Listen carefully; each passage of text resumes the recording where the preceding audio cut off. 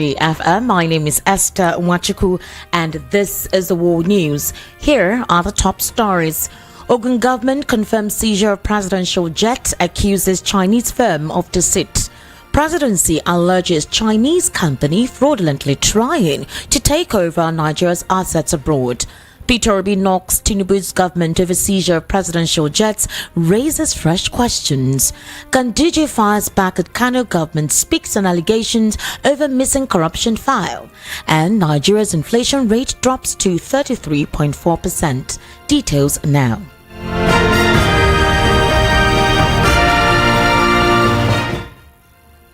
The news begins with the Ogun state government criticizing the judicial process that led to the provisional attachment of 3 Nigerian presidential jets by the Judicial Court of Paris. The court had ordered the seizure of the jets on March 7 and August 2, 2024 as part of a legal dispute involving a Chinese company, Zhongshan Fucheng Industrial Investment Company Limited. The jets, which include a Dassault Falcon 7X, a Boeing 737 and a newly purchased Airbus A330, were undergoing maintenance at airports in France and Switzerland when the seizure orders were issued. The Dassault Falcon 7X was stationed at the Bourgogne Airport in Paris, while the Boeing 737 and Airbus A330 were located at Basel-Mulhouse Airport in Switzerland. Now, the dispute stems from an aborted contract between Zhongshan and the Ogun state government initiated in 2007. The Chinese company has sought court orders in relation to this dispute, which led to the attachment of Nigerian assets abroad. In a statement released today, the Ogun state government, through the special advisor to the government media and strategy, Kaide Akimade, condemned the legal actions taken by Zhongshan. The government described the latest development as part of a broader attempt by the Chinese company to appropriate Nigerian assets in foreign jurisdictions. Ogun State accused Zhongshan of concealing the litigation from both the Nigerian government and Ogun State authorities as well as the legal counsel. Thus, the government argued allowed the company to quickly secure seizure orders without full disclosure to the court regarding the nature of the assets. The Ogun State government and the federal government have reportedly taken immediate steps to lift the provisional attachment on the jets. The statement also accused Zhongshan of reneging on earlier discussions aimed at reaching an amicable resolution. The Ogun state government likened the case to the infamous P&ID case, describing it as another instance of unscrupulous individuals disguising themselves as foreign investors with the intent to defraud Nigerian entities. Now, the presidency has disclosed that it is aware of the various failed attempts by Chinese company Zhongshan Fucheng Industrial Investment Limited to take over offshore assets of the federal government of Nigeria through subterfuge. In a statement released earlier today, Tinubu's special advisor on information and strategy, Bayo Onanuga, disclosed that the federal government is not under any contractual obligation with the company. He said the case in which Zhongshan is trying to use every unorthodox means to strip our offshore assets is between the company and the Ogun state government. According to him, the federal government is fully aware of efforts being made by the Ogun state government to reach a resolution as soon as possible on the matter. Meanwhile, the former presidential candidate of the Labour Party in the 2023 elections, Peter Obi, has lambasted the government of President Bola Tinubu over the reports on the seizure of some jets in the country's presidential fleet by foreign business partners. Obi, in a personally signed statement today, described the development as an international embarrassment. He accused the Tinubu government of operating in secrecy and running the government like a personal family asset. The outburst by the former Anambra state governor follows the disclosure that a French court had authorized the seizure of 3 presidential jets linked to the federal government of Nigeria as part of a legal battle involving Zhongshan, a Chinese company. Obi, in his reaction via a statement released on his X account, said the development has exposed the failed leadership in Nigeria. He also accused the Tinubu's government of mismanaging the country's resources, while a large portion of the citizens continue to languish in poverty. The former presidential candidate questioned what both the Ogun state and federal governments did before the French court action.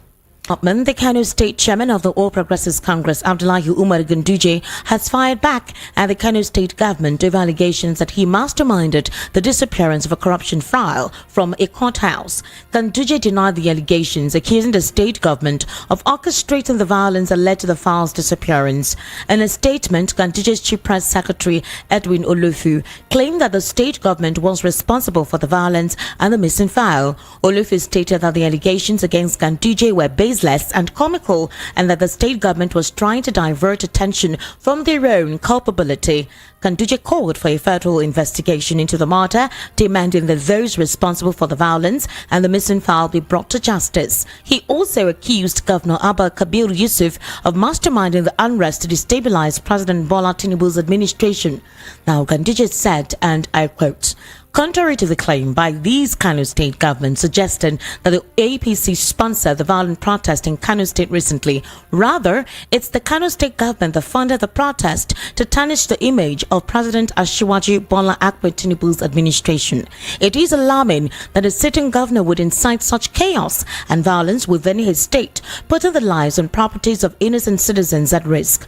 We strongly condemn this reckless and irresponsible behavior, which is an attempt to destabilize Cano, undermine the peace and security of the region, more importantly, tarnish the good image of our president." End quote. Now, Nigeria's inflation rate dropped to 33.40% in July 2024, and this is according to the latest figures released today by the National Bureau of Statistics. The rate dropped by 0.79% when compared to 34.19% recorded in June 2024. Now, VOP News gathered that the reduction in inflation is happening for the first time here today. You're currently listening to the World News at 6 on Voice of the People, 90.3 FM. We'll take a very short break. When we return, we head into a news analysis segment. This time around, I have right here in the studio Peter Anosike, who is a political, national and social affairs commentator, an economic strategist, and one of the best-selling authors in Africa. Just stay with us.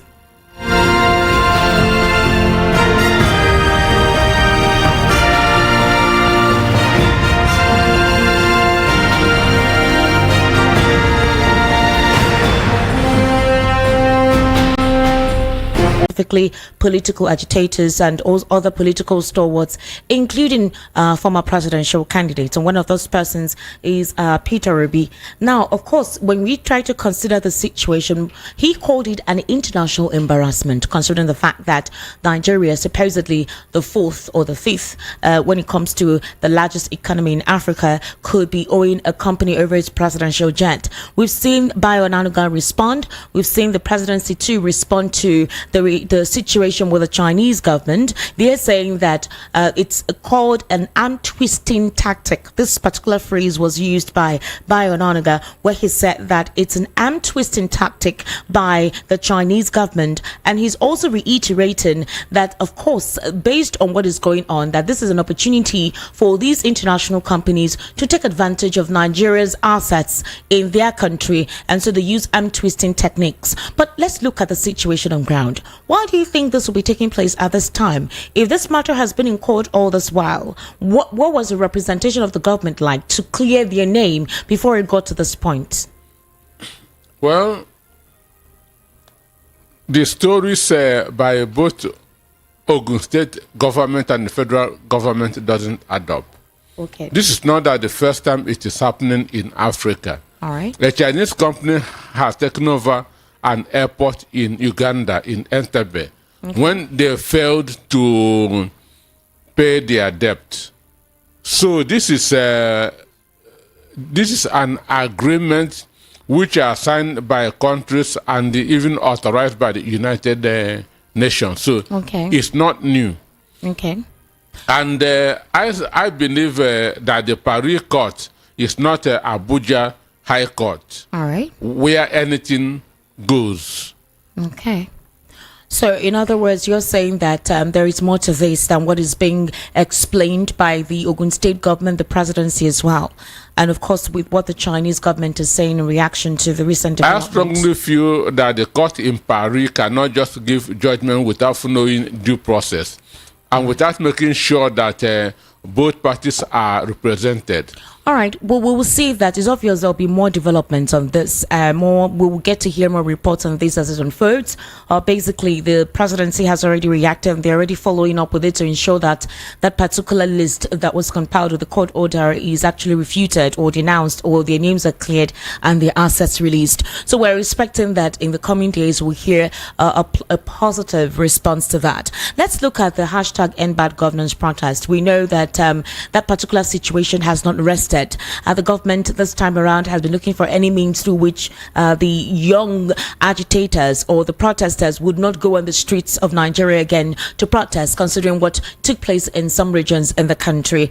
We saw that was what caused the subversion bill, which of course has been renounced by Tajuddin Abbas. But then apparently police authorities say they have arrested an influential northern businessman, Bashir Hadeja, over alleged treason, gun running and other trans-border crimes. Apparently, Hadeja hails from Kaduna State. He was arrested following information that he smuggled large catch of weapons along with large bars of gold believed to have been stolen from the Central Bank of Libya. Now, Hadeja, who has also been accused of money laundering and other transnational crimes, was over the weekend arrested for subversive activities against the government. So they say he has traded dangerous weapons along with gold as cover-up and terrorism and other forms in the northern states of Nigeria, along with his sponsors, mostly from the northern states, with few politicians of southern extractions. I need you to see that phrase, few politicians of southern extractions. So they said that responding to various sustained interrogations by security,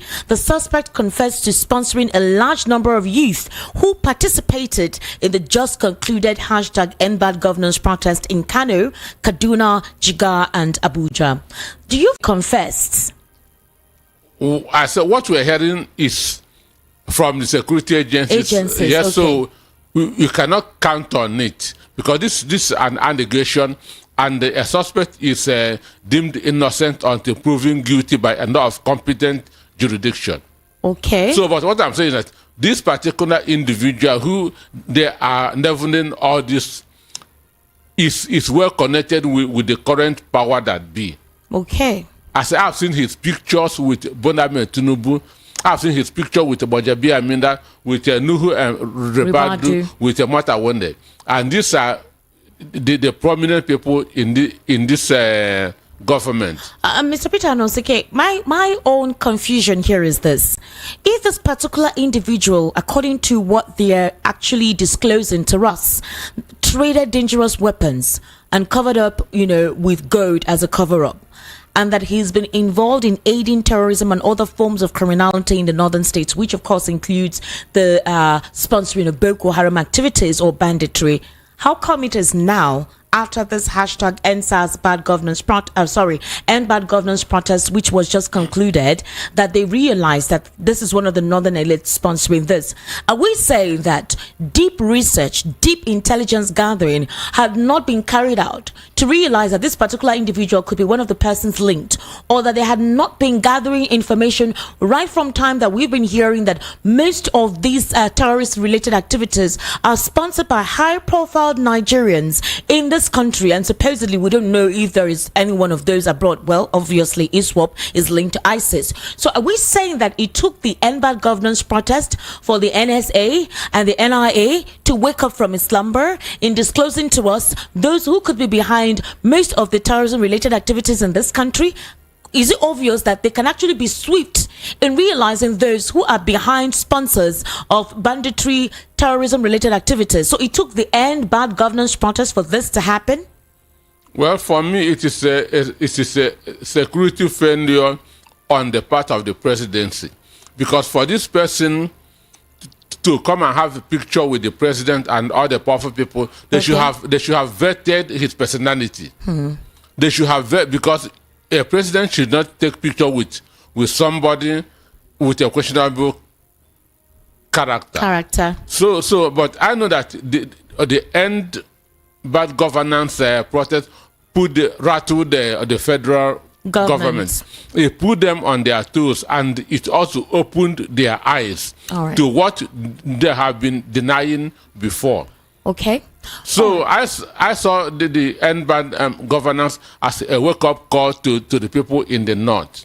As a wake-up call. As a wake-up What is call. even surprising is the fact that they also attributed the sponsorship of terrorism-related activities to some few southern individuals. I'm trying to understand what the benefit could be like that. Well, I don't know, because once a crime is committed, the first question should be motive. Okay. What's the motive? So those that they want to link up with, what is their what will be their motive for sponsoring insurgency in the north? In the north. But our security agencies know how to drop names, know how to hype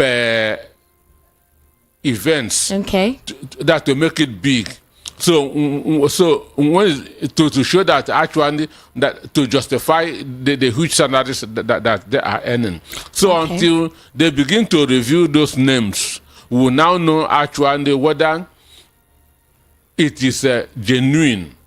Understand me? Okay. Because for somebody to sponsor insurgent, there must be interest. Yes, What obviously. is that person's interest in Interest. sponsoring insurgency in the north? All right, like I said, the End Bad Governance protest is still on. The organizers of the End Bad Governance protest have disclosed that they would actually organize another one. They're going to give the president a couple of months to see how he can respond to their demands. Their proposals that they could actually come up on the 1st of October. That is a commemoration of Nigeria's Independence Day. And one of such persons, of course, that we would always mention as regards who was a vocal activist in this process is Omoyele Sowore. Now, there have been criticisms on his part by saying you were not in the country, you were abroad, galvanizing on social media, clamoring, and almost evoking and inciting statements via your social media handle on X. So why were you not present? You also say that the federal government should release those who were detained during the End Bad Governance protest. Otherwise, the consequences is something that the government will not be able to, they would not anticipate. Now, apparently, he has revealed why he was not physically present during the just concluded protest against economic hardship, bad governance, and hunger. So we know, however, while many questioned why he was not in the country to lead the protest, but was promoting the movement via social media, well, on Monday, during one of the radio stations program, one of the top radio station program, the activist said he does not need to be physically present before making a difference. These are his words. Being part of a protest most times has nothing to do with physical appearance or physical presence. Since the protest started, he has participated fully. He has been away from his family for 5 years, and he has other obligations. That is why he was not on ground. So he's saying there are things that are more important, but he was aware, and that effective teamwork is what matters. The nature of these demonstrations has changed to accommodate technological interventions. In other words, he's reiterating that he doesn't have to physically be present. So anyone who is accusing other people for being foolhardy in physically being present for the protest while he was outside the country, and now they are being detained, and he who was agitating and galvanizing is abroad, supposedly enjoying his life. While he's saying again that the protest will resume on October 1 if their demands are not fully addressed. Remember that he's been placed on a watch list. What's your take on that? Well, for me, this is an information age. This is a digital age. Okay. So people mobilize, galvanize through the social media. Okay. So and the labor movement, NLC, TUC has a Department of Mobilization, which Sowore knows too well, Okay. because he has been part of the labor movement since his university days. So he knows how these things work. So he must not necessarily be physically present. You think so? Well, a couple of netizens have reacted to that. Some have called him a coward. Some have called him someone who is being sponsored to galvanize this. Some have said all manner of things. They've made comparison to the Occupy Nigeria protest, which was led by then one of the APC stalwarts, currently the president of the country, Bola Ahmed Tinubu, and of course the government now. That during the Occupy Nigeria protest, they led the protest. So if he was strong in his belief and if his agitation was true and rife, which of course is the reality, why did he supposedly stay out of the country? Why didn't he leave and come back if he considers this a priority? Those making those accusations doesn't know history. Where did the Occupy Nigeria happen? At Ojota. Ojota is a safe haven for Tinubu and for the APC because Ojota is in Lagos APC is in control of Lagos State. Nobody will come to Lagos and arrest them. Okay. So nobody should come there and arrest them. Did they march on the streets? They didn't. So, and again, they had a Democrat as a president in the person of Goodluck Jonathan, who has compassion. So this is a completely a different era.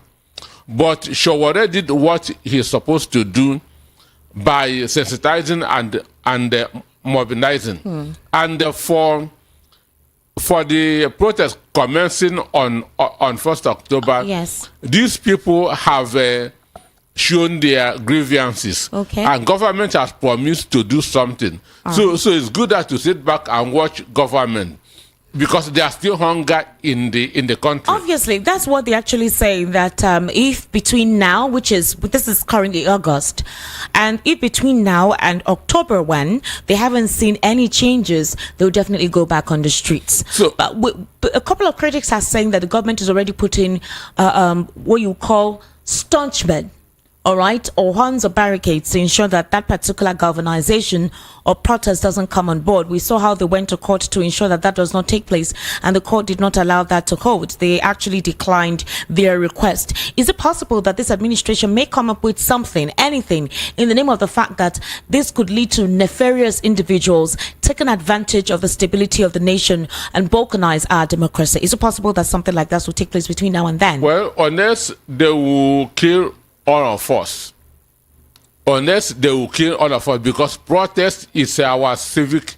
human right. Okay. Protest is part of our fundamental human right. Protest is one of our essence as human beings. So when things are not, protests are used to put government on their toes. Protests are used to draw government attention to where they are erring. So there's nothing wrong at all with protests. Okay. My only concern is let it not degenerate to destruction of public and private properties, and let it not degenerate to breaking of law and order. Or obstructing the activities of those who want to go about their businesses. But nobody can stop somebody from protesting unless if government will start doing the right thing. The right thing. Okay, so apparently, still on it, some leaders of the NBAD governance protest under the umbrella of Abuja Network left groups. They've called for the immediate sack of the National Security Advisor Nuhu Ribadu, the Inspector General of Police Kaide Egbetokun, and the Director General of the Department of State Services Yusuf Magojibichi for the role they played in clamping down on peaceful protesters across the country. Now, the activists say they would not engage in any dialogue with the Nigerian government until those being held for participating in the protests across the country are released unconditionally. And this was via a joint statement signed by the leaders and made available to journalists just yesterday in Abuja. According to the coordinator of Creative Change Center, Omoyele, the Nigerian government's response to the peaceful and bad governance protests is worrisome and unacceptable. They faulted the president for the use of force and repression against protesters, including the midnight abduction of Michael Learning, Sadiq, Okpaoluwa, and Angel. So they say it's a stark reminder of the dark days of military dictatorship in Nigeria, especially the brutal Sani Abacha regime that Nigerians resisted. What's your take on that? And do you see any plausibility of that happening? Well, we are moving towards that. Moving towards what precisely? We are moving towards a dictatorial state. We are moving towards a totalitarian state where people cannot protest, where somebody cannot criticize the government, is simply totalitarian. Everything for the state and nothing against the state, which is not democracy. So from what you saw that happened at the National Assembly, they want to push us into a totalitarian state. And that shouldn't happen. That must not happen. Would you go on the side of Pat Utomi, who said Nigeria gradually slide into fascism? Would you go on the side of Pat exactly Utomi? what I mean. That's exactly what I mean. When the government cannot tolerate criticism, then it is not democracy.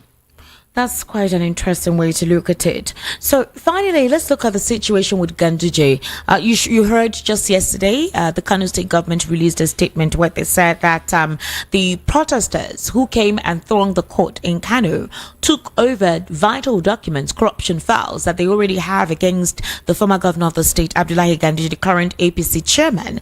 Well, he has actually fired back. He said that for what's his name, the governor of the state now, to accuse him of being the one to sponsor the thugs that came into the court and took over those sensitive documents. That's not true. Rather, it's the governor who initiated it. What would you say to this?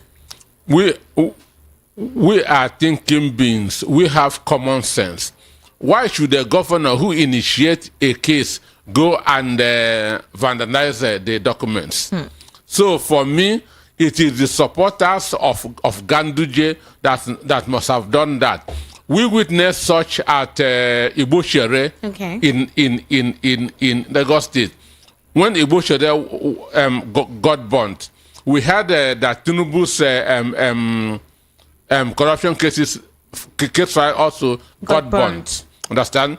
So, but for me, this will not put an end to the case because there should be photocopies, there should be duplicates. Sure, it can only take time, but the corruption charges must continue. Okay, it can only take time. It can only take time. That this is a digital age. To assemble those documents again will take maybe a few days or a few weeks. All right. But it shouldn't stop the corruption case from going on. Sure. All right. Thank you, Mr. Peter Anosike, for taking your time to share your perspective and some of these stories read out on the World News at 6. I sincerely do appreciate your input. Thank you for having me. And now to wrap up the world news at 6, here again are the top stories. You heard that the Ogun state government has confirmed the seizure of presidential jets, accuses Chinese firm of deceit. Presidency alleges Chinese company fraudulently trying to take over Nigeria's assets abroad. Peter Obi knocks Tinubu's government over seizure of presidential jets, raises fresh questions. Ganduje fires back at Cano government, speaks on allegations over missing corruption file. And Nigeria's inflation rate drops to 33.4%. And that's a wrap on the world news at 6. My name is Esther Wachuku. Thank you for listening. And of course, stay tuned for more interesting programming. Good evening.